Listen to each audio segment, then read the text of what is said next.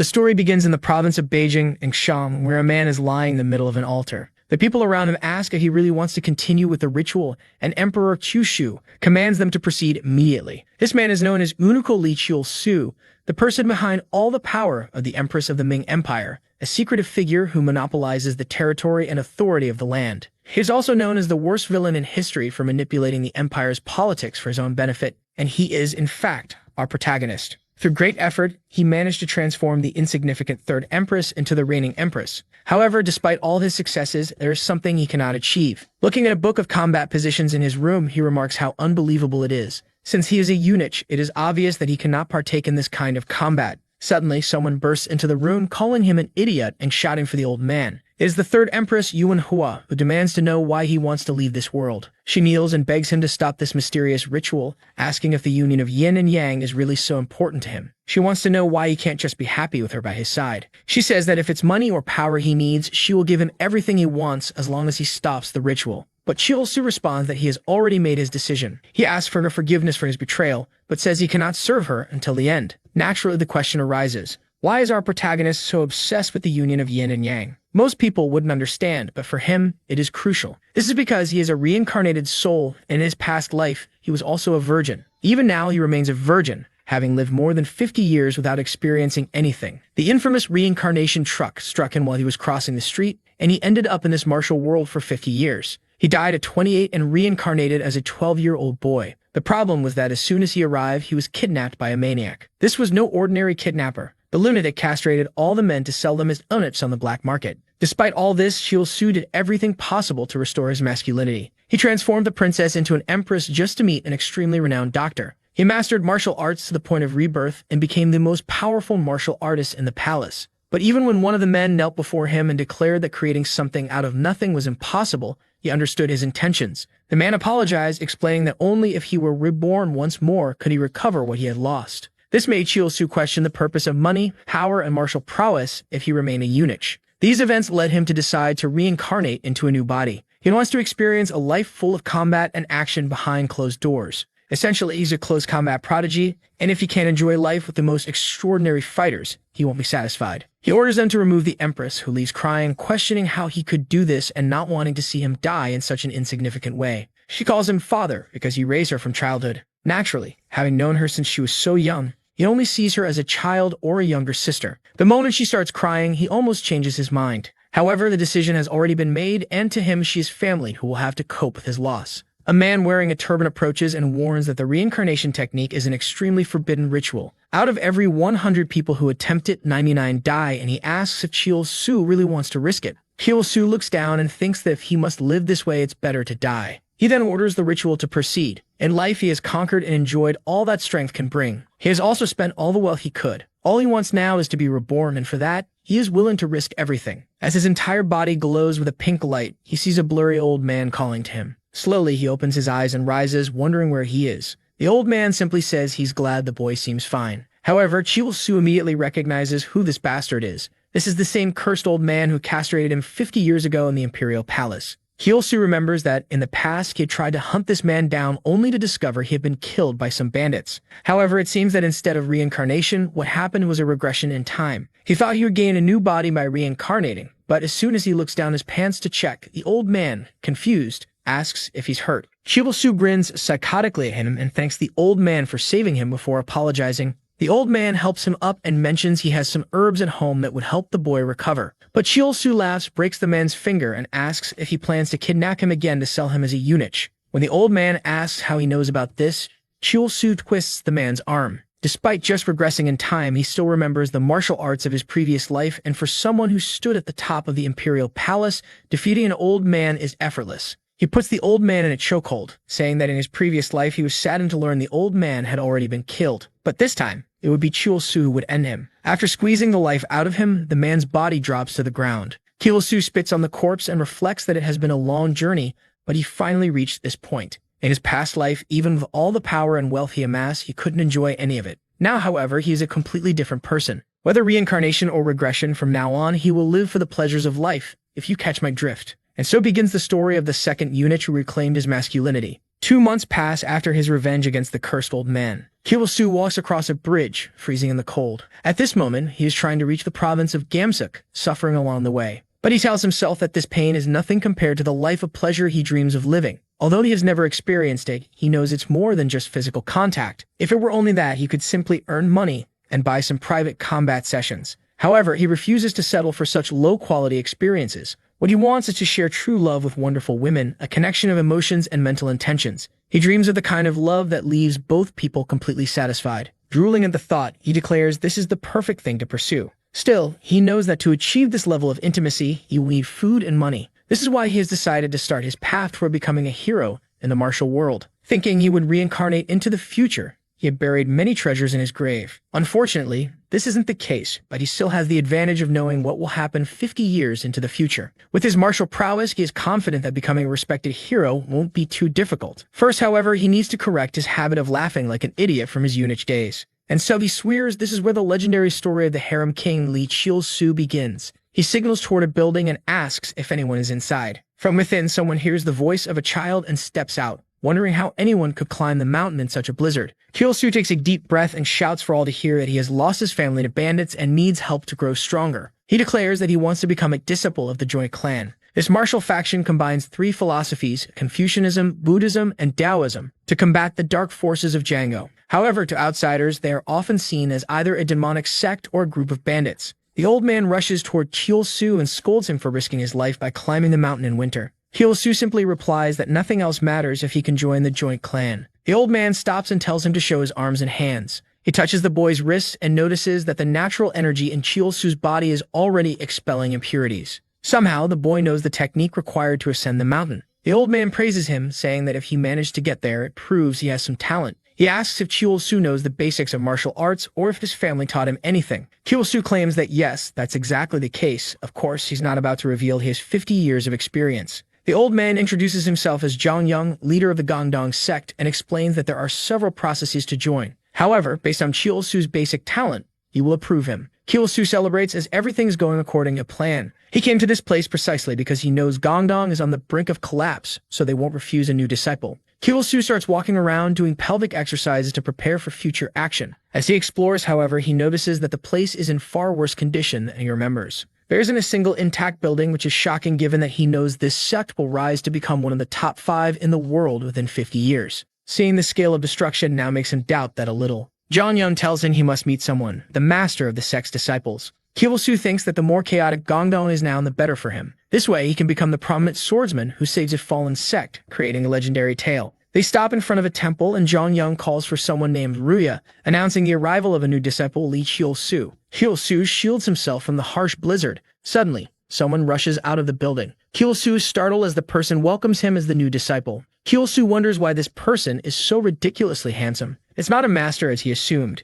It's a boy around his age. He recalls from the manuscripts that this person was supposed to be incredibly ugly, but in person, he's shockingly good-looking. If this continued, his future was at risk. Ruya asks if he's okay, and Chil-Soo responds that there's nothing wrong with him. He then extends his hand and tells Huye to stop being so formal, since they are brothers from now on. Chil-Soo is annoyed that this bastard is still so nice, secretly wishing the guy only had 3 centimeters at most. Huye tells him to hurry up because there are many places he wants to show him. Before Chil-Soo can say anything, Huye pulls him away, but strangely, Chil-Soo doesn't want to be touched by him. He pulls his hand back and tells Huye not to touch him like that. Huye, or is it Huye? Chil-Soo still isn't sure if this is a man or a woman, and he's a bit confused. Apologizes, saying it's their first time having a disciple and they got a bit too excited. Chil-Soo also apologizes, admitting he overreacted while thinking that he can't afford to lose the opportunity to stay in this sect for now. Meanwhile, Huye is just observing him. The snowstorm continues to fall, and the old man reflects that winter in this place is finally ending. He hopes Chil-Soo gets along with Huye.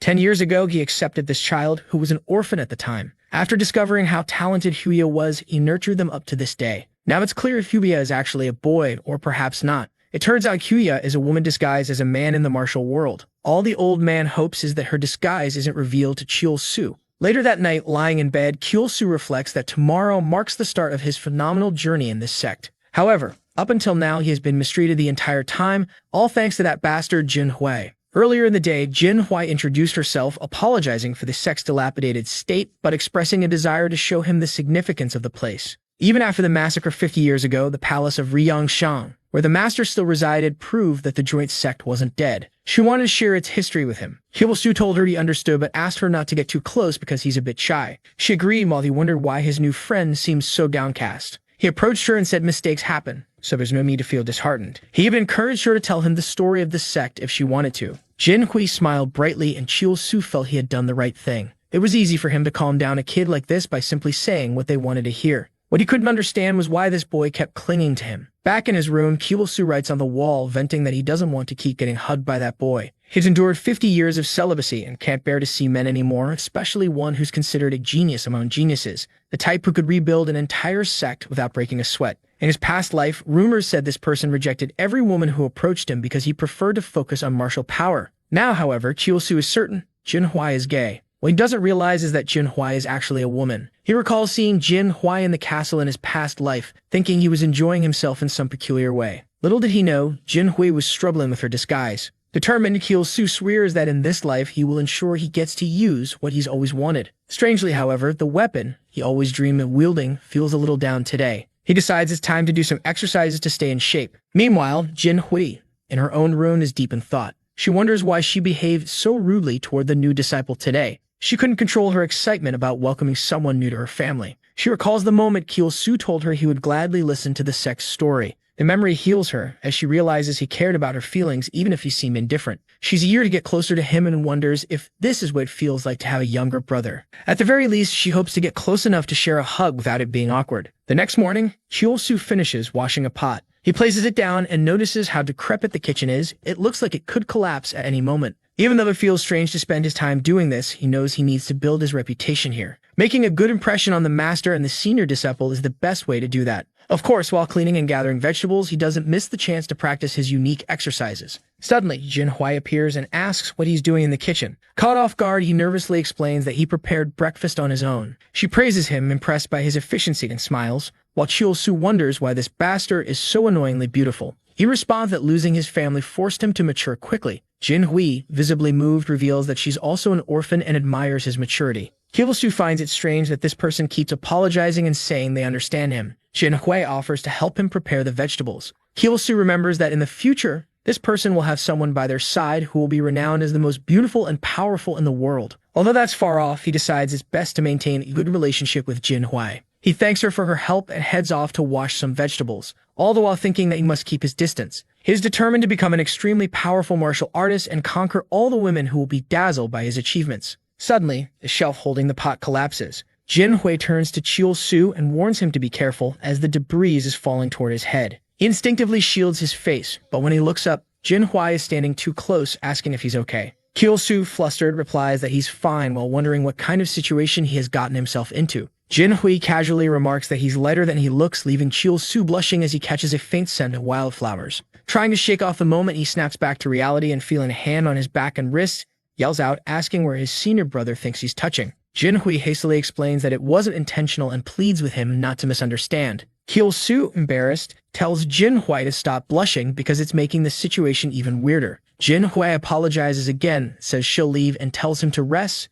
assuming he must be shaken. As she walks away, Su sees thinking this cursed senior might just be trying to kill him indirectly. After all, if Master Zhang saw this scene, he'd likely grab him by the neck and toss him out. He firmly tells Jinhui not to help with chores anymore, declaring that as the junior, he will handle it himself. Jinhui, visibly uncomfortable, reluctantly agrees but seems a bit disheartened. A moment later, she picks up a small pot and asks if it's okay for her to give just a little help. Su sighs and gives in for now, saying it's fine. 2 months pass, and Master Zhang gathers the disciples to ask what they think true martial strength is. Some believe strength comes from external sources, requiring the consumption of various elixirs. Others argue that it's internal, achieved through constant body training. Zhang states that true strength lies in the balance of both external and internal energies. Only a martial artist who connects with both the world and their body can reach their full potential. Jinhui, focused on training, acknowledges the lesson and walks off, telling Su to train hard as well. Su smiles mischievously, thinking that even if no one ordered him to, he'd still give it his all. After all, a superior body equals superior vitality for the ultimate combat.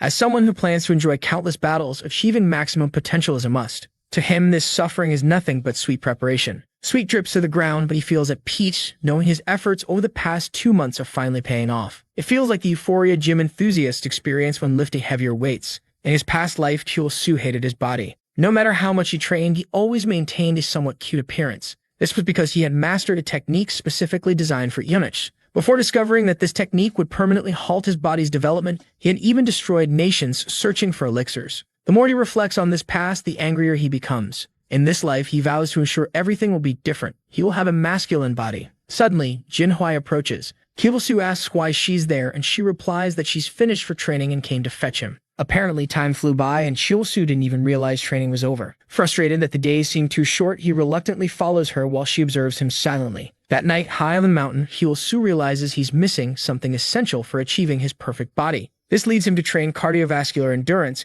which he deems crucial for navigating the Garden of Pleasures. However, the sect leader doesn't allow excessive training, fearing it could harm his young body. But Chul-Soo refuses to give up his nightly runs, believing they are key to becoming the king of vitality. Unbeknownst to him, Jin Hui is watching from afar. When he notices her, he stumbles on a rock and goes tumbling down. Angry and embarrassed, he demands to know why she's there. Jin Hui asks why he snuck away from the pavilion to train alone, reminding him that overexertion is dangerous. Chul-Soo fumes, annoyed that he failed to sense her energy due to his current weakness. He worries she might report this to the master, jeopardizing his secret training. At the same time, he can't abandon his runs. They're essential to his goal. In an emotional performance, he apologizes to Jin Hui, saying he needs the training because he's weak, untalented, and forgets everything he learns. Tearing up, he claims he hates falling behind and that if he doesn't push himself, he'll never be able to stand alongside his friend. Jin Hui, visibly shaken, listens as Chul-Soo continues his act, crying and pleading not to be expelled. Moved, Jin Hui hugs him tightly, apologizing for not realizing how much he was suffering.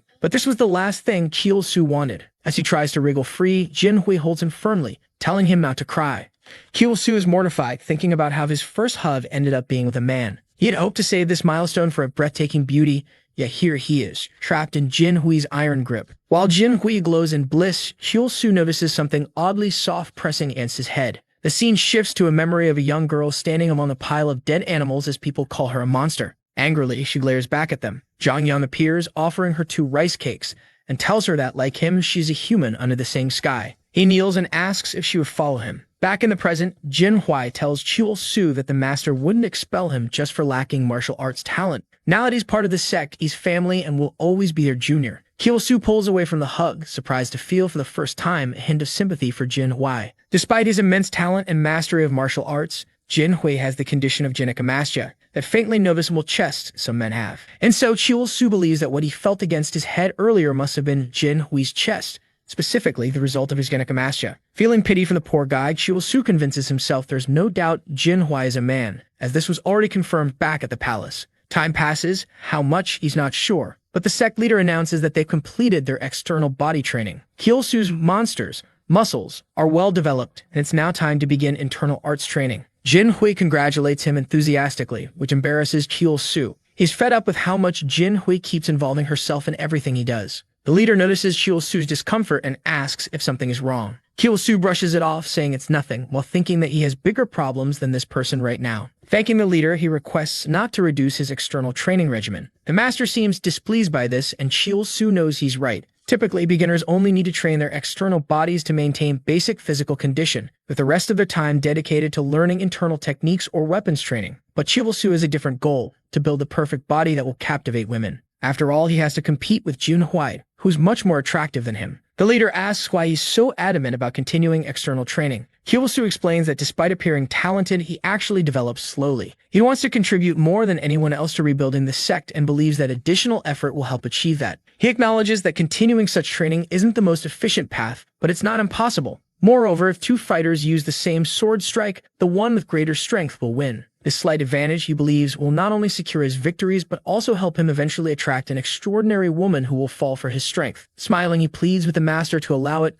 confident that he can push himself to the limit. The leader is impressed by the determination in Chul-Soo's eyes. Here is someone who recognizes his ordinary talent yet strives to exceed it through sheer effort. Reflecting on the essence of the sect, to help individuals reach their maximum potential, the leader considers that certain traditions were abandoned as the sect deteriorated. Perhaps Chul-Soo's resolve is precisely what's needed to restore what was lost. Handing him a scroll, the leader says it contains the foundational formula for the Yang symbiote martial art. Su, confused, asks if this means he has permission to continue external training. The leader explains that the martial world is cruel to those without talent, but for those willing to face challenges, all paths open. Thus, Su is permitted to continue his external training but must also master the internal technique detailed in the scroll. Grinning, Su thanks him. The leader then begins infusing energy into Su's body, instructing him to guide it along the paths described in the scroll. As the warm, gentle energy flows through him, Su realizes it's completely different from the cold, sharp energy of the eunuch techniques he mastered in his past life. This is Yang Kai, vital and rejuvenating. The leader, Zhang Yang, praises him for reaching the realm of internal energy. Su pats his chest proudly, knowing he's no longer a eunuch. From this moment on, he truly feels reborn as a master. Jin Hui smiles joyfully, witnessing his progress. Later that night, Jin Hui tells the leader she wants to train externally alongside Su. She explains that, as a senior, she wants to lead by example, just as their leader does. The master, impressed by her sense of camaraderie, permits it, saying that even in the worst-case scenario, it will be a valuable learning experience. Looking out the window, the master feels hopeful, seeing these two young disciples earnestly working to rebuild the sect. Perhaps he thinks the long-held dreams of the previous master might finally come true. The next day, Su practices his punches, his face flushed as he begins to sense the new yang energy. Still, something about it feels strange and unfamiliar, likely because he had grown accustomed to the eunuch techniques in his past life. Reflecting on this, he recalls the sect emblem the leader showed him, the reversed Teiji symbol. This emblem represents the ancestral techniques of mastering the inverse yin-yang. Su resolves to adapt fully to this new energy, believing it is key to achieving both his physical and martial ideals. Mastering the technique of inverse yin-yang allows one to harbor two opposing energies within their body, achieving the peak of life force. This is why other sects often labeled them as practitioners of demonic arts. Using two such forces was unnatural. However, unlike demonic sects, they use their martial arts to eliminate demonic threats. Su reminds himself to stay mindful of this distinction and not be deceived by rumors. He is overjoyed to have joined this sect. Eliminating demonic martial sects would surely earn him respect worldwide. Suddenly, a knock comes at the door. A small boy stands there, pleading for help for his grandfather. Tears stream down his face as he implores them, saying if this truly were the most righteous sect in Gansu, they'd surely have someone who could help the man who supported them his whole life. Jin Hui asks what's going on, and Su explains that someone's asking for help. The problem is their master isn't around today, leaving them uncertain about what to do. Shortly after, they step outside, and the boy explains he needs help finding whoever stole all of his grandfather's goats. Su remarks that such a theft should be reported to the local authorities. The boy insists it wasn't a person who did it. Judging by the tracks and destruction, it must have been something else. He explains that his grandfather always loved this sect and was raising the goats to sell and donate the proceeds. But when he went to fetch them from market, they were gone. Apologizing for being unable to pay, the boy begs them to help his grandfather, who supported the sect his whole life. Su, after some thought, agrees to check it out, reasoning that the boy's effort to come all the way up the mountain deserves at least a look. Later, the boy leads them to the scene, and Su, noting the location at the base of Gangdong Mountain, suspects it might have been a wild animal. His attention is drawn to some marks on the ground that look like snake tracks. However, the size suggests it's a demonic creature. He asks Jin Hui if there's any legend about a giant snake on Gangdong Mountain. She says she's never heard of such a thing. If it existed, the master would have dealt with it. Su knows that the energy accumulating in the Gangdong Mountains could trigger mutations in animals, but something this large would have been noticed before, meaning it appeared recently. He also sees this as the perfect chance to absorb a lot of vital energy. Su tells Jin Hui he'll handle it. Jin Hui hesitates, saying it's dangerous to act without informing the master. Su brushes this off, claiming that causing unnecessary alarm would be unwise and helping the mountain's residents is a virtuous act. Ignoring the boy's plea could fuel the rumors that their sect is demonic. Jin Hui admits this makes sense, and the boy smiles, hopeful they'll eliminate the creature. Su instructs Jin Hui to escort the child back home while they follow the snake's trail. Later, as they run through the mountains, Su finds the continuation of the trail. Jumping from branch to branch, Jin Hui again questions whether acting without the master's knowledge is wise. Su assures her that helping villagers is harmless, though his real motive is to accumulate vital energy. They pause on a branch as he advises caution, but suddenly, the trail vanishes. Jin Hui warns him to be careful, and when he looks up, the massive snake lunges at him. It strikes him square in the chest, sending him crashing to the ground. Jin Hui screams as Su struggles to rise, bloodied and bruised. The narration interjects with a prophecy about a saint from another sect who got lost in Gangdong Mountain and discovered a legendary item, secret techniques abandoned by Gangdong's ancestors, and an elixir. For an ordinary beast to become a demonic creature, it must absorb immense spiritual energy. The mutation likely occurred because residual energy in a cultivation spot affected the snake. Gripping his wounds, Chiwol-su realizes that if he survives,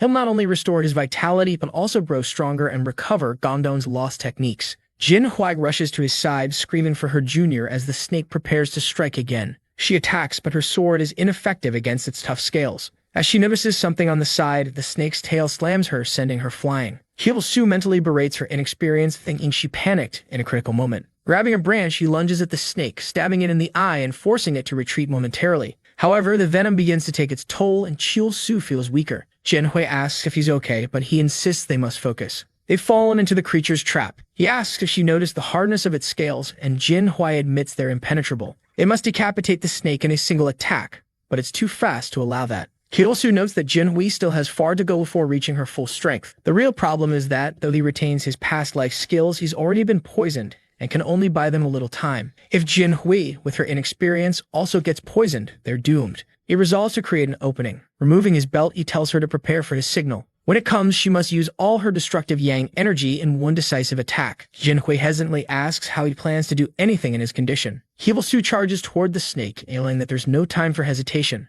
No matter how formidable a demon may be, they all have a weakness. He shouts as he dodges the snake's strike. Using his belt, he loops it around the snake's neck and slides underneath it. He signals Jin Hui, who leaps with her sword, delivering a precise slash that cleaves the creature in two. The snake's body crashes to the ground, and Jin Hui remarks that, as expected, the neck was its weak point. Still, she's shocked that Chiwol-su seemed to know this and guided her to decapitate the snake. Her attention shifts to the side, where Chiwol-su collapses to the ground. His body is burning from within, the venom's effects as described in legends. Jin Hui grabs him as he struggles, thinking it's not so bad. He plans to use his superior energy control to absorb and expel part of the venom. Looking at Jin Hui, he feels confident he'll be fine soon. But Jin Hui, panicking, shakes him and pleads for him to wake up. Blaming her own weakness for relying on him to create an opening, she hugs him, vowing to save him somehow. Placing him on the ground, she declares that she's not ready to lose him like this. Without hesitation, she leans down and uses her mouth to suck the venom from his neck. Chiwol-su jolts awake, confused and disoriented, feeling something soft against his neck.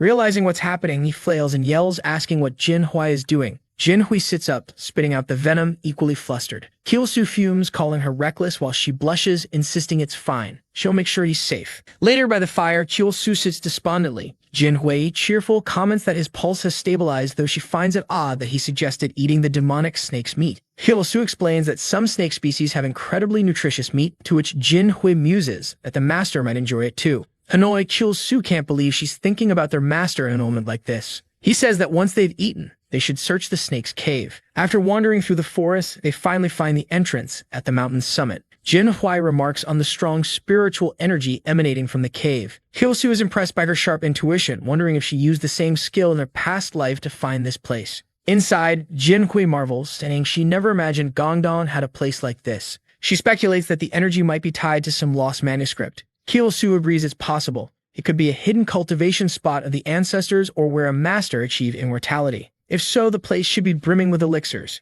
Jin Hui notices something in the corner, several pills. However, they seem devoid of energy, likely consumed by the snake. Deeper inside, they discover a temple. In front of it sits a table with several books. Jin Hui approaches and identifies them as sword techniques. Realizing the significance, they conclude these are the lost martial arts of Gongdong. Jin Hui is in awe, convinced this must have been where the ancient masters trained. Chiwol-su, having anticipated this, remains calm. She exclaims they stumbled upon an incredible opportunity. Chiwol-su notes there might be more hidden treasures and suggests they split up to search. As soon as he's out of sight, Chiwol-su sprints deeper into the cave, determined to find the elixirs before Jin Hui. If he can secure them, he'll accelerate his progress and avoid living in her shadow. Eventually, he spots a floating pill. Drooling at the sight, he declares this will help him leave behind all past humiliations, bringing him one step closer to become the harem king. But before he can grab it, Jin Hui shouts from another direction, having found a bathing spring. She notices something peculiar, but is interrupted by Chiwol-su's screams. She rushes to him and finds him collapsed in front of a frozen area. Jin Hui recognizes it immediately. It's Medicine Su, the legendary elixir of life. Formed over millennia,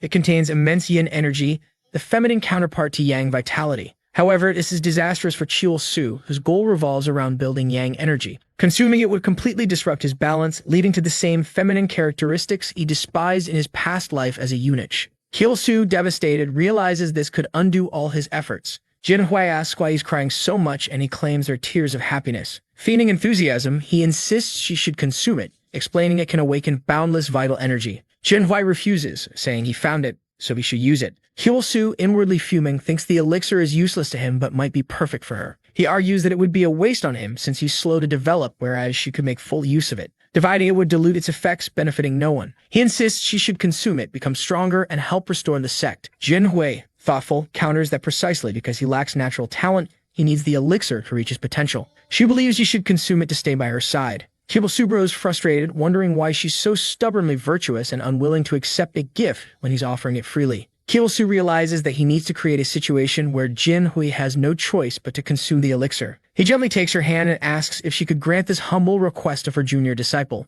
Jinhui, caught off guard, blushes and stammers, unsure how to respond. Hyul-soo presses on, saying he offers the elixir out of deep respect for his senior brother. Flustered and overwhelmed, Jinhui finally relents, saying that if he insists so strongly, she'll consume it. Hyul-soo smirks inwardly, thinking that a little display of earnest friendship was enough to sway her. Jinhui advises him to be cautious, reminding him to focus on properly absorbing energy when the time comes. She thanks him and begins studying the manuscripts to prepare herself. Hyul-soo watches in awe at how quickly she flips through the pages, impressed by her capacity to absorb so much knowledge. Only someone with an extraordinary body and talent could do that, he muses. Shortly after, Jinhui declares she's memorized everything and approaches the elixir. Holding it in her hand, she reflects on the incredible gift Hyul-soo has given her. Out of respect for his decision, she vows to absorb the elixir fully. But the moment she consumes it, a freezing sensation overtakes her body. It feels as though her heart is encased in ice. Hyul-soo asks what's wrong, but Jinhui collapses, overwhelmed by the immense power coursing through her. A fierce wind surges through the cave as Hyul-soo realizes the energy is too violent for her to handle. Seeing her body freeze is a clear sign that something is going wrong. Inside her mind, Jinhui finds herself in a surreal mental realm. She recognizes this as the result of consuming the elixir.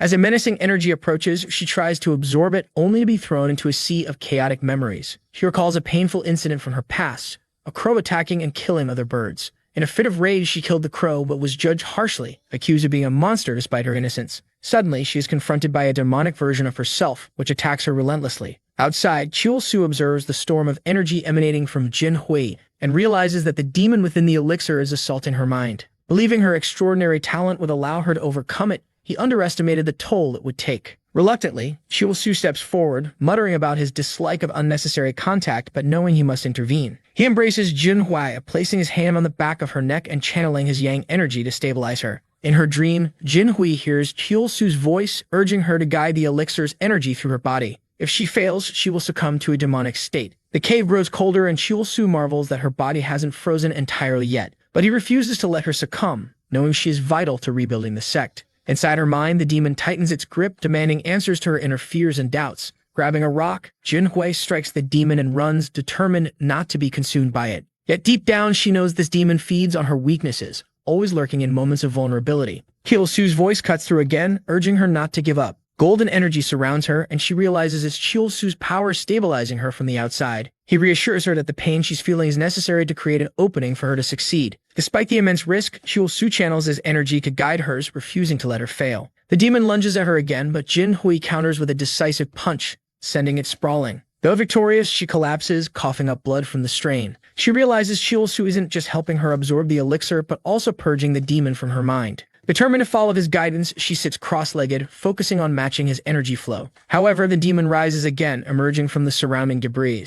Outside, Hyul-soo feels his presence and raises barriers of yang energy to shield her. He shouts for her to seize the moment the energy is nearly fully integrated. As the demon makes one final charge, Jinhui opens her eyes and counters with overwhelming force. The demon crumbles, sinking into the earth as the chaotic energy dissipates. Outside, the cave falls silent. Hyul-soo, exhausted but relieved, congratulates Jinhui on her breakthrough. In her mind, Jinhui reflects on how Hyul-soo has supported her since the day they met. From caring about her feelings to sacrificing what was most valuable to him for her growth, his actions leave her deeply moved. She resolves to repay his kindness no matter the cost, vowing to stand by his side even if the entire world turns against him. As Hyul-soo watches her absorb energy and advance spiritually, he feels satisfied, knowing her growth is a critical step in rebuilding the sect. Hyul-soo stands, thinking that the ordeal was difficult but ultimately worth it. Still, he wonders if this cursed cave really doesn't have a Moto elixir, something that could help him regain the power of his past life. Instead, he stumbled upon the worst possible option, yin energy, which he has no desire to absorb after his experiences in the past. While scanning the cave, his eyes catch a small red plant tucked behind a rock. Finally, he's found something enveloped in yang energy. Though it's not as rare as the pearl-like elixir they found earlier, it's still a valuable discovery.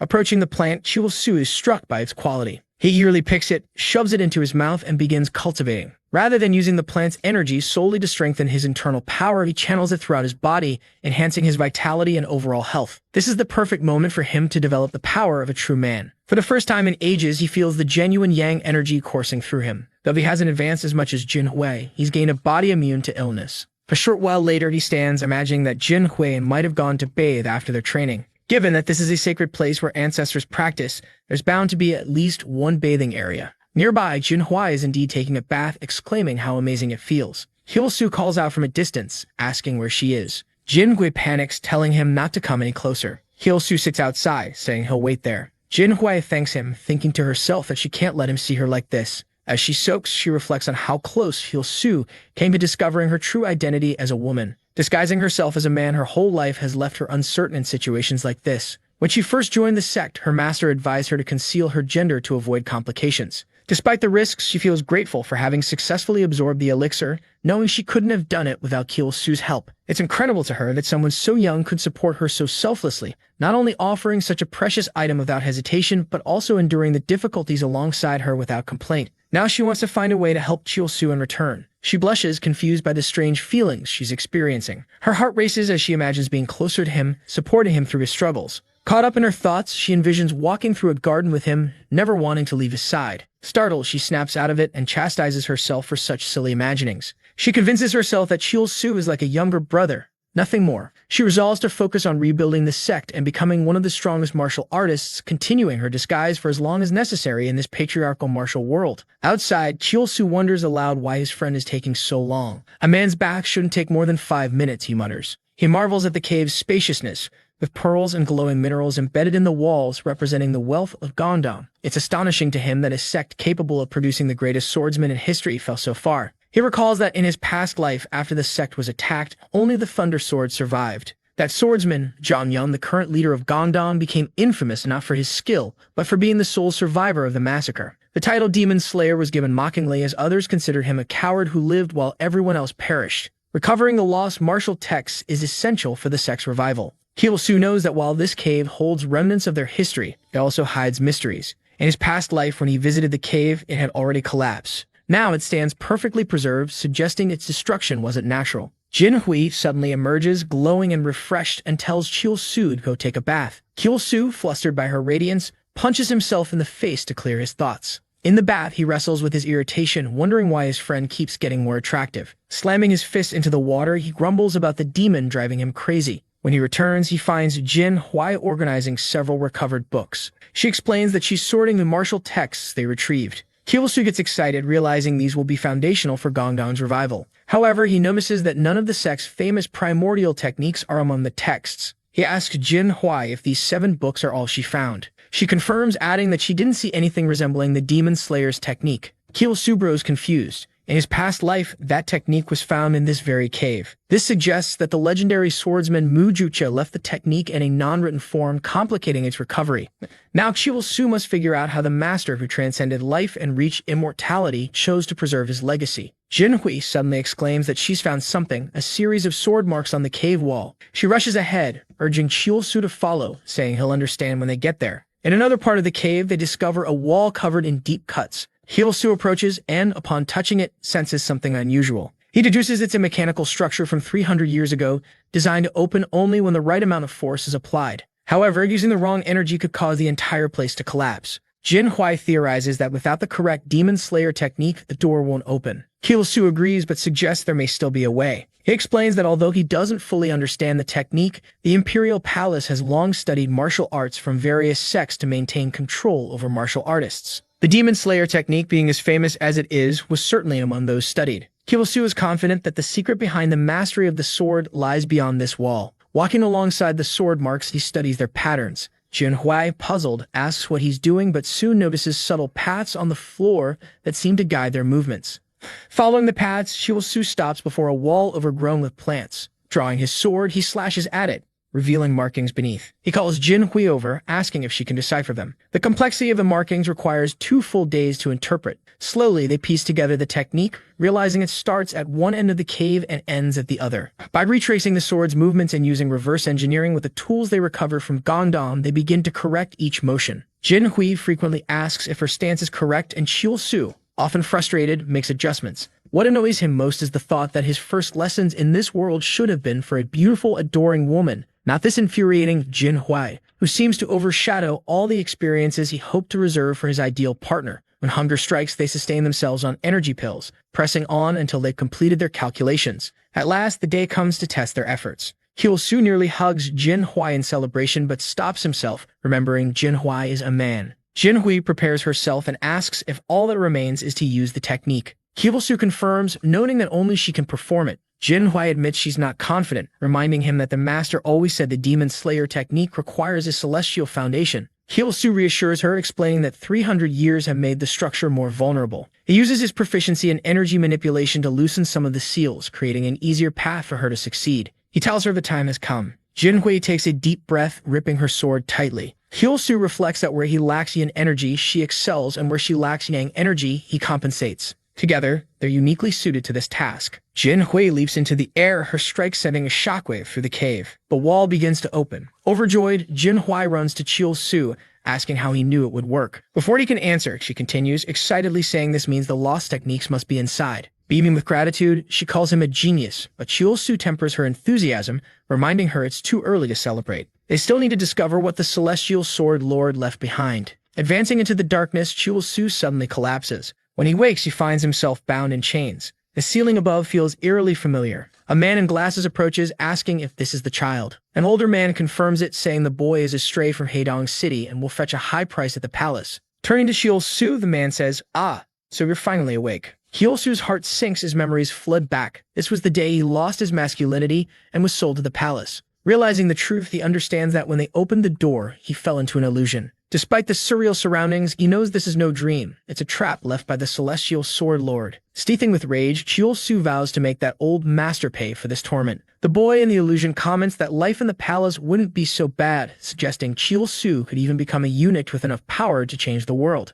These words infuriate Chiu Su further because in his past life, he achieved exactly that, becoming the second most powerful figure in the empire, second only to the Empress. He clenches his fists, his resolve hardening. Though the illusion is meant to break him, Chiu Su decides to turn it into an opportunity to uncover the true legacy of the Celestial Sword Lord. Chiu Su begins to question the purpose of all this power. In his past life as a eunuch, even with immense strength and influence, he couldn't enjoy life's pleasures. This realization reignites his frustration, labeling his past self a damned bastard. Energy begins to surge from his body. Though his internal energy diminished after traveling back in time, his physical form has been restored, and his mind remains sharp and intact. The illusionary figures around him, representations of the men who once captured and sold him, demand to know how he's doing this, but their words freeze mid-sentence. Chiu Su knows this is happening in his mental realm, a place where all his knowledge of cultivation remains intact. The figures suddenly shatter into nothingness before his eyes. Looking down at the symbolic remnants of his past, the broken cacti on the ground, Chiu Su's anger intensifies. He's already killed these men in his past life. Being haunted by them again is infuriating.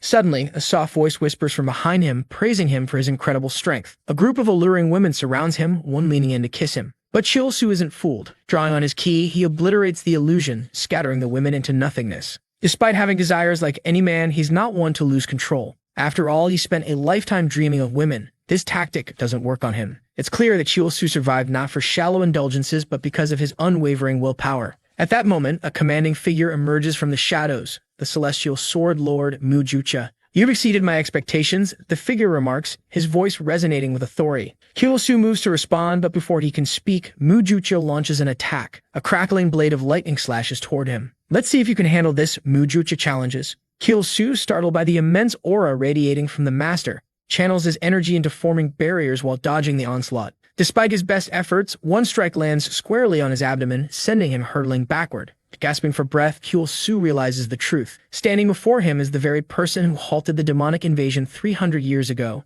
the legendary Celestial Sword Lord Mu Jucha. He continues to dodge while telling the man to listen, insisting that he's not an enemy, and asks if he doesn't recognize him. Mu Jucha immediately responds, saying that it seems like he thinks he's an idiot. Even though he could see that the boy had the mindset of an absolute master, he didn't possess the martial power of someone in the first class. Furthermore, the aura of rebellion surrounded his body, making it impossible for him to claim innocence. That's why he's certain the boy is a spy from the blood demon cult. Su collapses to the ground without responding, and the man launches an attack demanding an explanation. Suddenly, Su seems to have an idea, bows deeply, and introduces himself as Su, a disciple of the Gundong sect. He then welcomes the man as his ancestor. At the last second, the attack changes direction and misses him. Out of nowhere, Mujucha starts laughing and says that he truly is a very clever successor. It seems that Su used a technique recognized only by members of the Gundong sect. The man congratulates him for thinking of it in such a critical moment. He then introduces himself as the celestial sword master from 300 years ago, and adds that this is the first time he's seen someone walking the path of reversal and immortality. Su says that reversing time isn't a problem, as he is still a disciple of the Gundong sect.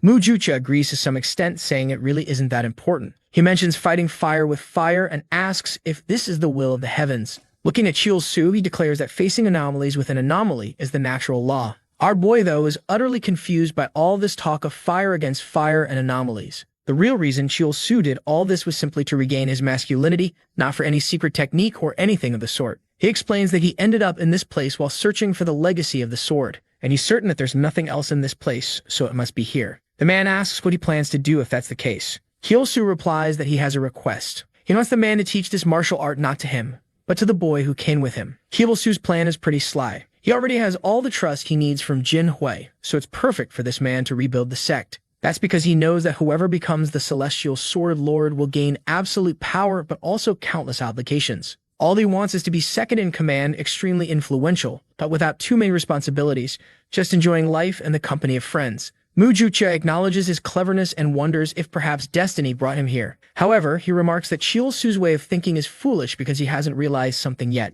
An inevitable disaster is about to strike this place once again. Su is utterly confused, not understanding what the man is referring to. As far as he knows, the demon blood cult was completely eradicated by this man 300 years ago. However, he's also certain the man wouldn't say such a thing without reason. So he asks if the demon blood cult is really going to return. The man replies that he can't say much because of a heavenly prohibition. Wow, that's news to me. And Su is standing there, unsure of what to ask next. He knows this blood cult is an extremist faction that was, of course, created by the demon sect. They are bloodthirsty for war and destroy everything in their path whenever they appear. This same cult created a river of blood when they attacked the Gangdong Mountains, and the Wang dynasty, which lived on the plains at the time, fled because of them. Shortly before the demon cult could conquer the entire region, the celestial lord appeared and defeated them. This victory unified the entire Mirim alliance, and with it, the Ming dynasty was established. The martial groups were granted royal privileges for their contributions. It was the pact of non-interference. He knows that in the past, the demon cult didn't do anything, so why would it be any different in this era?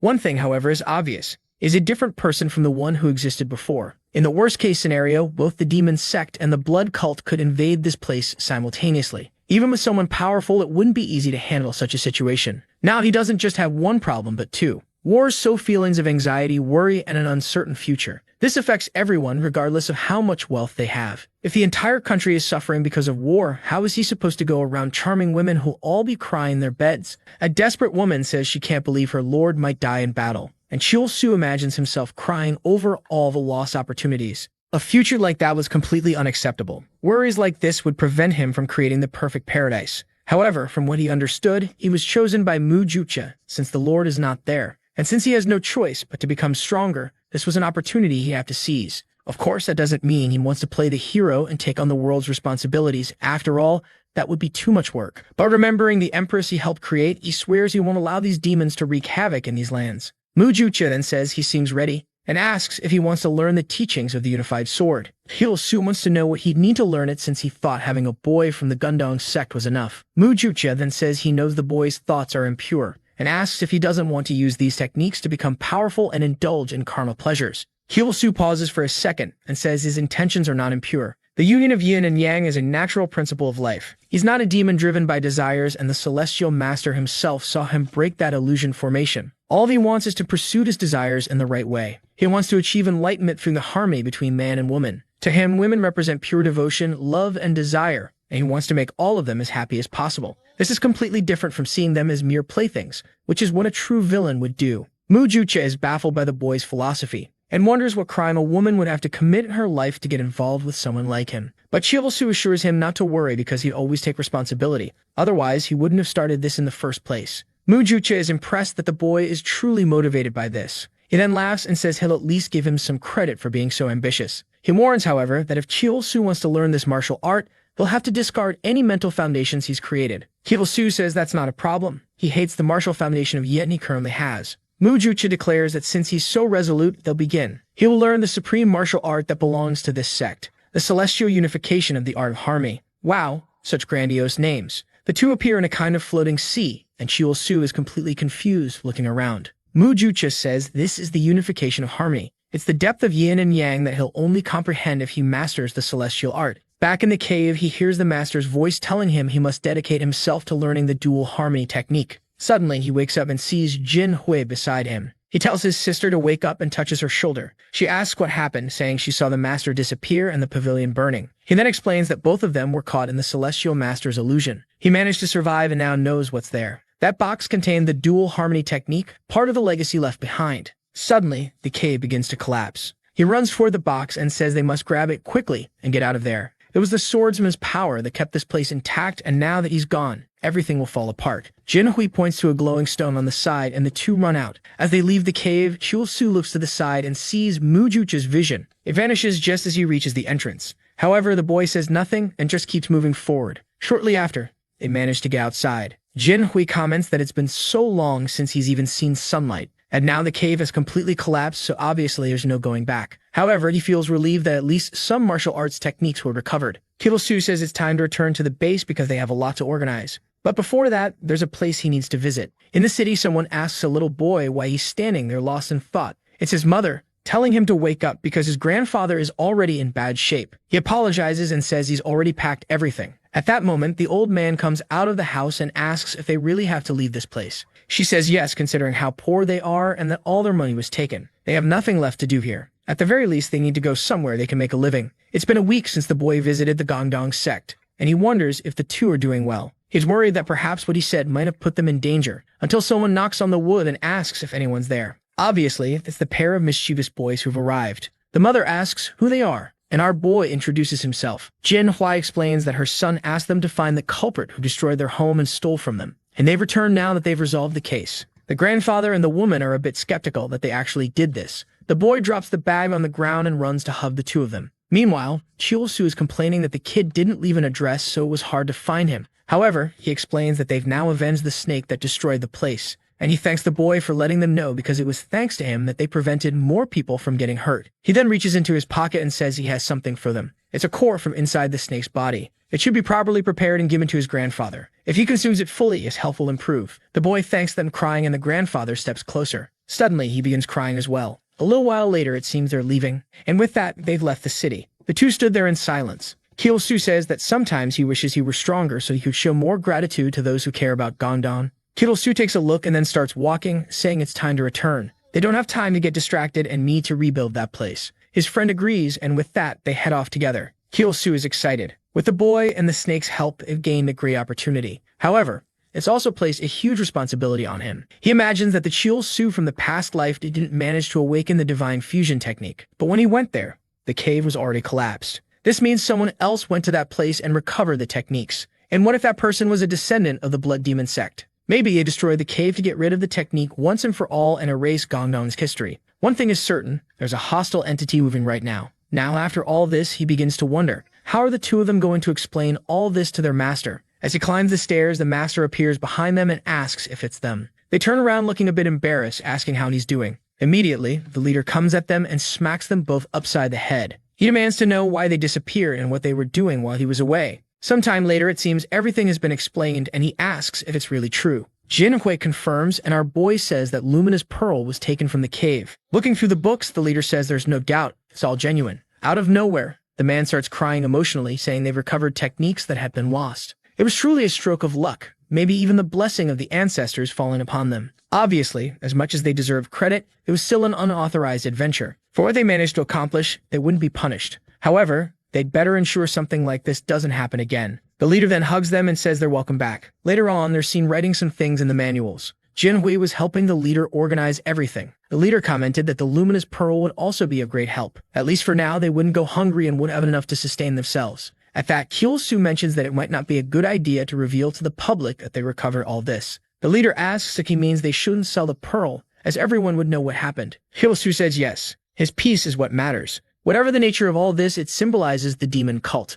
Additionally, the reincarnation technique he used in his past life was a forbidden magic, something that also belonged to the demon sect. It's probably related to the mark Mu Jutsu saw on him, and he recalls that alongside the Empress, they eradicated the entire demon cult. But he never imagined there were other hidden forces. If even in his past life they didn't know of this existence, it's still dangerous for him now. At this moment, before attracting any attention, they need to become as strong as possible. He then tells the master that rebuilding the sect is only just beginning, and showing the world a treasure without having the power to protect it will only bring disaster. The luminous pearl is an extremely rare material that many people desire. The leader says he understands and agrees that Chiu isn't wrong. He also knows that the Shadow Society has been gaining significant power in the Gansu province. Jin Hui seems unfamiliar with it. The leader explains that in the past, it was just a group of bandits, but recently, they've been gaining a lot of influence. He then says that for now, they won't reveal to anyone the existence of all this. He opens the door to the room and tells the two to follow him. He couldn't ignore all they had done, so it was time to go out to eat. They would head to the Gongdong Inn. This makes Chiu very excited. He knows the white lonely flower is in this place, and finally, he'll be able to meet Su Heron. However, as he walks through the city, all he sees are beggars starving. Chiu wonders if there really will be an inn in a place like this. The leader says he must be surprised at how rundown the area is. He explains that it's all because of the weakness of the Gongdong sect. As they lost relevance, the local businesses also weakened. In the past, this was an extremely bustling place full of wealth and life, but now it's barely surviving. The atmosphere in the streets isn't peaceful at all, especially with the emergence of the Shadow Society. Kyosu remembers that even in his past life, many people wanted to conquer the Gansu province. The leader says, however, that there's one good thing amidst all this. The Gongdong Inn, the most important thing in this place, is still operating. Kyosu, now drooling, is ecstatic. He says the entire world could collapse as long as this place remains intact. He then tells the master that this place is truly perfect. Nothing carries the name of Gongdong as well as it does. The leader thanks him, relieved to hear that, and tells them to go inside. Inside, the atmosphere is quite calm. Kyosu is impressed that despite the empty streets, the inn is quite lively. Suddenly, a man introduces himself to the leader, saying it's been a long time since they've seen each other. His name is Siu Wang, and he's the owner of the inn. He tells the leader to follow him and seats the three of them at a table. Changyun comments that the place is as good as ever. The man says he's too kind and then asks who the young man is. Kyosu introduces himself as the new disciple of the sect. The man congratulates him for all the energy he exudes, saying he'll surely help restore the Gongdong sect. Kyosu thanks him as well, but is confused because this man seems overly kind. That's when he starts to notice. Everyone in the bar is staring at him, talking about how Gongdong's martial artists have arrived. It really seemed like he was an inspiring young man, and it was undoubtedly a good day for them to be there. Kyosu is completely puzzled. He's not a famous martial artist, so why are they giving him so much attention? Wang tells him not to be so surprised. These are just people and friends who are eagerly awaiting the restoration of the Gongdong sect. This inn currently serves as a meeting point for those opposed to the Shadow Society. That's why everyone here is genuinely rooting for Gongdong's recovery. Suddenly, people seem to be counting some coins. A man runs over and offers them to the leader, asking him to accept the money and use it to restore Gongdong. The leader tells him to be a bit more patient, but soon the two disciples will revive the sect.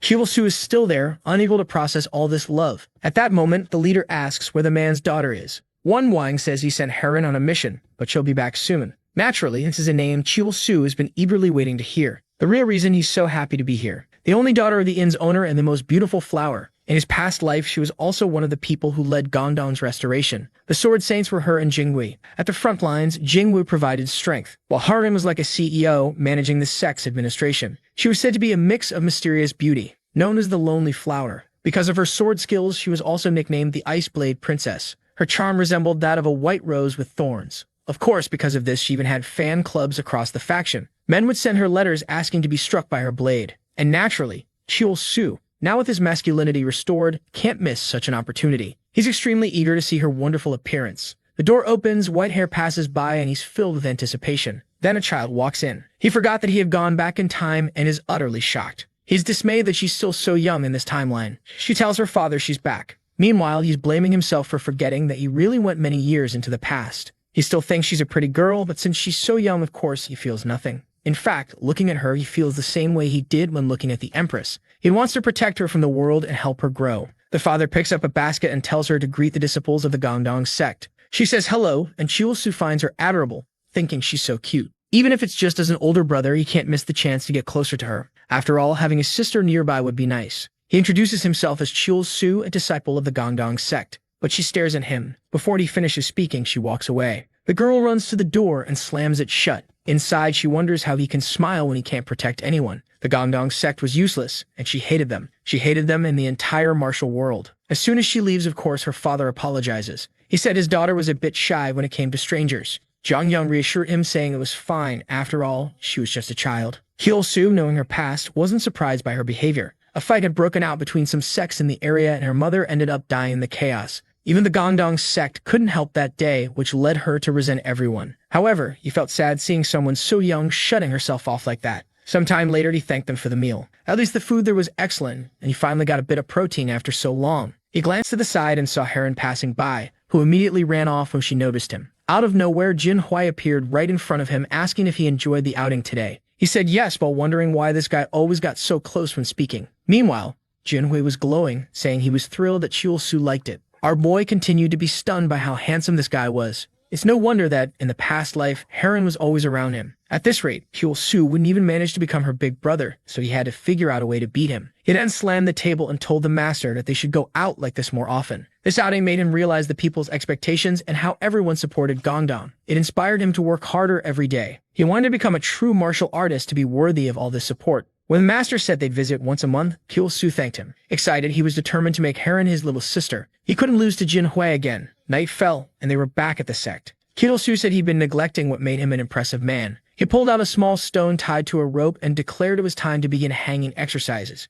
Man, his pants dropped, and I can already imagine what he was planning. This exercise strengthened the male organ and was essential for increasing virility. Now that he was starting to master martial techniques, his training had to be at peak level in every area. He opened his eyes and the stone began to swing. Man, it seems night turned to day, and he was still there, the stone swaying back and forth. A whole year must have passed, no doubt about it. And the guy was laughing to himself, saying he'd finally become a real man. The fact that he'd reached this level after a year of training made him a legendary master of virility. He then sat down and said it was time to enjoy this sensation. He began focusing his energy, but suddenly a golden glow started emanating, leaving him confused. Ever since he merged with that technique from the cave and combined it with these peculiar practices, something strange was happening. Every time he activated his key powers, something down below rose. He had no idea how he was going to manage this. At this rate, it wouldn't be long before he was seen as a pervert everywhere he went. Suddenly, Jin Hui appeared, calling for him. Poor Chul-Su was on the floor, crying and wondering why this guy always showed up at the worst times. He opened the door, covering himself, and asked why the senior was there. Jin Hui informed him that today was the day they were heading out,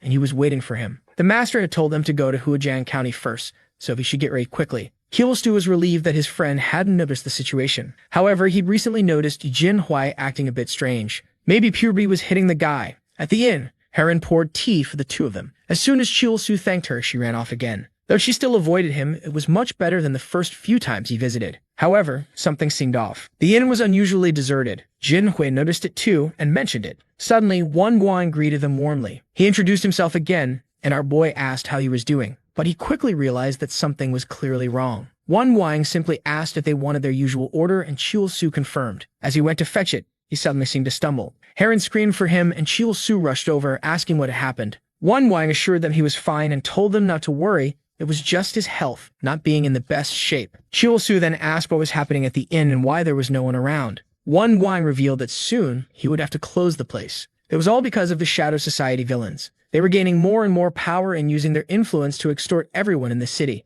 A few months ago, they began threatening the inn. They started preventing any merchants from trading with them. Because of the fights outside, no one wanted to come in. They'd been trying to hold on for a while, but with no customers, the bills were piling up. He was starting to worry about Heron's safety, so he decided it was time to close. Now Chul-Su understood why Heron joined the Gongdong sect, even though she hated martial artists. It was probably her father's decision, hoping she'd find a place where she'd be protected. Even though the Shadow Society was just a group of bandits, they still had the support of the Black Dragon of Sichuan. Looking at Wan Guang, Chul-Su knew it was nearly impossible for an ordinary person to solve problems with martial artists. But just then, someone knocked sharply on the door. Someone yells his name, and 3 bandits burst in, shouting that today's the day he pays his debts. They demand either the money or the entire inn as collateral. One of them grabs Heron and says that if they won't sell the inn, they'll take her instead. Jin Hui rises to his feet as Heron's father tries to rush to save her. The man holding Heron declares that from now on, she'll work for the Shadow Society to pay off her father's debts. She begins crying, saying no, and tries to wriggle free before running off. Suddenly, Chul-Su calls out to them. The man pulling Heron stops when chopsticks fly through the air and pierce his hand. He screams, and the other 2 draw their swords, demanding to know who dares interfere.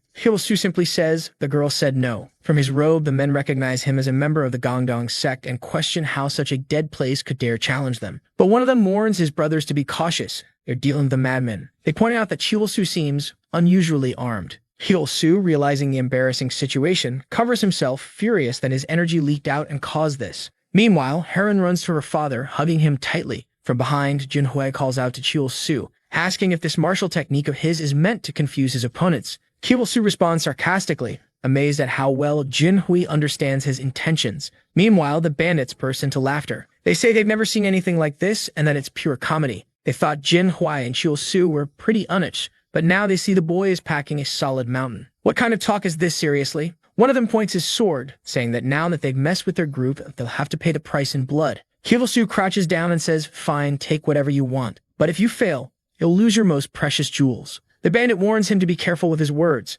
Su tells Jinhui he'll handle this and asks his senior to protect Heron in the meantime. Jinhui agrees and moves toward Heron and her father. The father, worried, asks if it's really okay to leave the boy alone. Jinhui reassures him, saying not to worry. Su is much stronger than he seems. At that moment, one of the bandits charges at Su, swinging his sword. Su ducks, picks up a twig, and delivers a precise blow to each bandit's jewels. The third bandit, watching this unfold, starts to panic. Su advances and declares that he'll crack 6 eggs with a single spoon. Blood sprays everywhere. Moments later, a Gum's leader arrives and asks if everyone is okay. Looking down at the broken bandits, he asks what exactly happened here.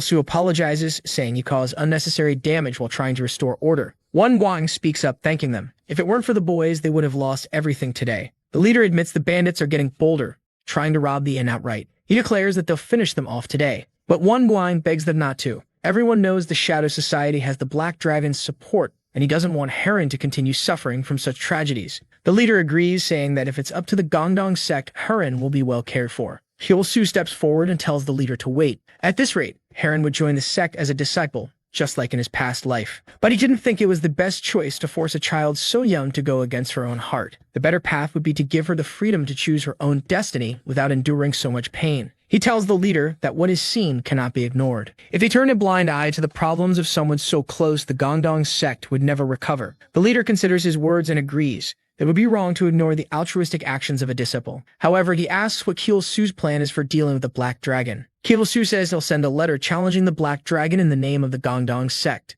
The leader, confused, asks if they'll really accept such a challenge. Su says they'll make an offer so tempting that they won't be able to refuse. The scene shifts to the Black Dragon sect. The challenge bypassed the Shadow Society entirely and went straight to them. One of the members scoffs, saying these Gongdong fools don't know their place. The challenge is for a consecutive 2 versus 3 fight. If Gongdong loses, they'll close their gates for 50 years. If the Black Dragon loses, they'll abandon the region. The Black Dragon sect leader remarks that the terms are too advantageous. It's clearly a trap. But he's confident because they have Wei Soriang, the deaf Black Dragon. As he contemplates, someone interrupts, saying there's no need to worry. A stunning woman strides in, declaring that she'll handle this personally. Her name is Yu Yeriang. What a name. Help us out, girl. Yu Yeriang, known as the Tiger of the Blade, declares that she will handle the matter personally due to the rumors spreading about the Shadow Society. She had heard that one of the Gongdong disciples was boasting about turning 3 Shadow Society members into units without even drawing a blade. All he needed was a spoon. Naturally, the one spreading this rumor was none other than Su himself, who had told the story to anyone willing to listen. People were impressed, never imagining a young master could humiliate their members so thoroughly. Su kept saying it was clear the Shadow Society was weak, so the Black Dragon must be even worse.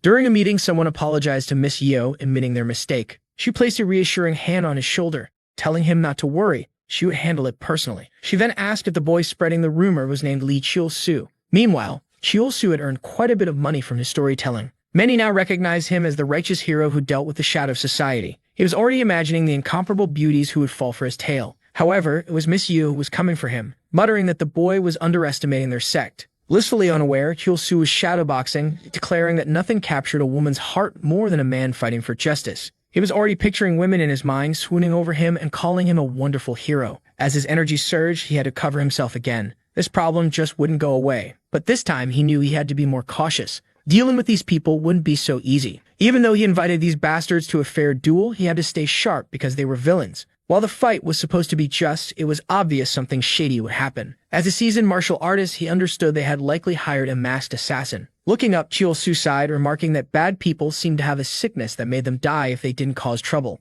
That's when he noticed something. The assassin had arrived, and she was incredibly dangerous. The first thing he noticed was, of course, that it was a woman. In his past life, he had fought the Shadow Society 4 years into the future, but he didn't recall ever seeing a woman among them. Now his jaw dropped. She wasn't just a woman. She had a flawless figure. Kiyosu's attention focused on what mattered. She stopped in front of him and asked if he was the one known as Li Kiyosu. Blushing, he confirmed, "Yes, I am the hero himself." She seemed confused by his reaction. In an instant, she launched an attack, declaring that he would pay the price for challenging the Black Dragon sect. Blows were exchanged, and it was clear Kiyosu could hold his own. She acknowledged that his skills were decent for his age, but it wasn't surprising. She figured the boy believed they would win because of the genius Jin Huai on his side. Kiyosu was struggling to defend himself, but quickly noticed she was far stronger physically than he was. He tried to counter, but she leaped into the air with unmatched grace. In a second, she was back on the ground, moving as lightly as a feather. Her movements were far too refined for someone from an ordinary sect, so who was she? Aryong smirked and teased that he liked to scurry like a little mouse.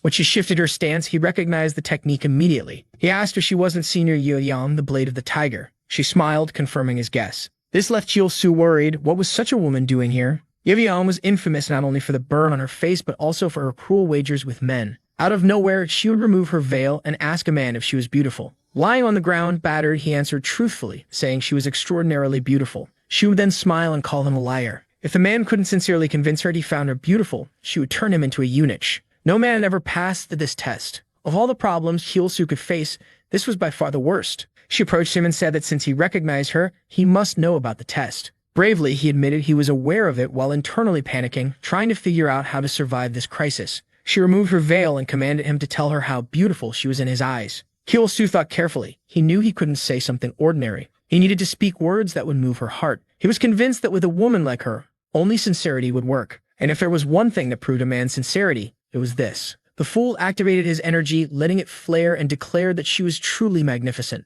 Naturally, the woman was startled and demanded to know what kind of madness he was pulling. Kiyosu explained that he was being sincere after all she had asked. He praised her eyes as being remarkably clear, her hair soft and silky, and her figure so exquisite it challenged the moon and the flowers. That's why he, Li Kiyosu, was declaring in the name of the Gongdong sect that she was stunning. Yoyang was utterly stunned. She was 60 years old, something Kiyosu didn't know, and had challenged countless men. But never before had she encountered such genuine sincerity. Seeing him glowing, she was now unsure how to dismiss this as a lie. Kiyosu was thrilled that his gamble had worked. He was convinced there had to be a deeper reason behind Yu Yuryang's infamous bet. Although everyone recognized her as an eccentric martial artist, this persona was merely a disguise. In truth, she was Jiuk Seol, the demon of 1,000 faces and the #1 figure in the Shadow Sect. She possessed the ability to transform her body, age, or even gender at will. This power fueled her peculiar hobby of creating multiple identities to wander the martial world. One of these identities was Yu Yuryang. This alter ego was born because from a young age she had been pursued by countless men with ill intentions.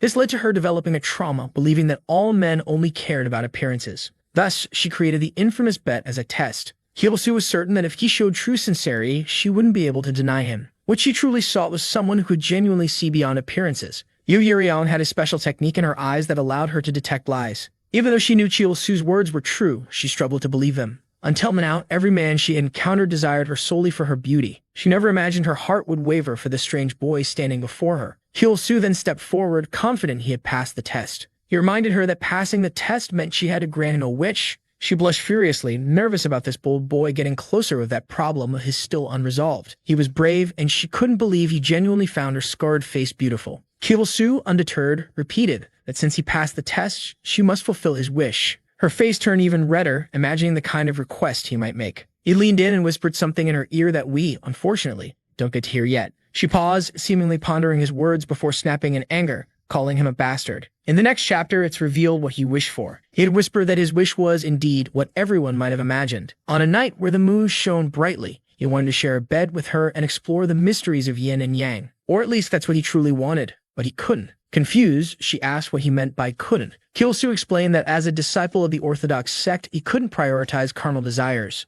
Therefore, his true wish was for her to return the challenge letter to the Black Dragon and ensure the duel proceeded fairly. She, who had imagined all sorts of requests, was infuriated by this anticlimactic wish. She screamed, calling him a bastard, and in her rage accidentally unleashed her internal energy. The force broke his sword, sent him flying, and slammed him into a tree. The roar of the tiger's blade echoed, a sound he never expected to face. Kiyosu, battered and confused, wondered what he had done to deserve this. Seeing him crumpled on the ground, she approached, apologizing for unintentionally using her martial power. Su, now vomiting blood, realized she had momentarily dropped her disguise and used the abilities of a true martial artist. From her reaction, he was certain she hadn't meant to harm him. Not missing the chance, he played innocent and asked how she could treat a junior this way. He lamented that she seemed so merciless to those who recognized her beauty. When she admitted it was a mistake, he asked if she would still grant his wish. Flustered, she agreed. Su beamed, triumphant that his strategy had worked. She placed some pills on the ground for his recovery and started to leave. Watching her go, Su couldn't help but feel he'd come out of this with a profit.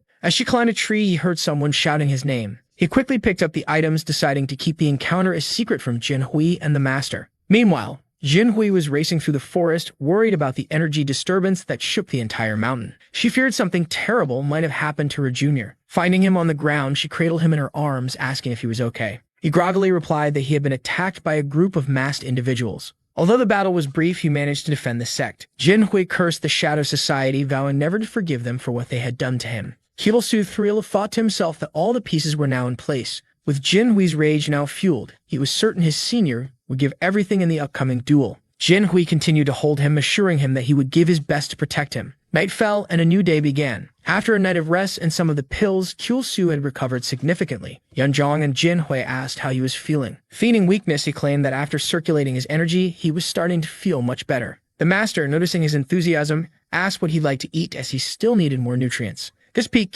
Su's interest as they seemed to only eat plants in the sect. Jinhui leaned closer, saying she'd fetch whatever he wanted. Su mentioned he'd love some braised pork belly. Though he also craved oysters, he knew they were far too expensive. Standing up, he told Jinhui not to worry. She'd managed to get it. Now dashing through the forest, Jinhui blamed herself for everything. She resolved to be more helpful and to ensure she could protect her junior in the future. The problem is that every time Jinhui gets too close, her heart races. She feels as if she's being drawn to embrace her role as a woman, which leaves her flustered. That's why, every time she sees him, she tries to run away. However, it was this very weakness that led to him getting hurt. She knew she needed to be more resolute and live solely as a martial artist, nothing more. She had to strengthen her heart to help the people of the sect. Sitting at the table, Wang Wang had already heard everything that happened. Feeling a bit embarrassed, Jinhui shyly asked if she could request some pork. He smiled and reassured her, saying not to worry. After all, Su got hurt because of them. Of course, they wouldn't be ungrateful, and with that, she expressed her gratitude.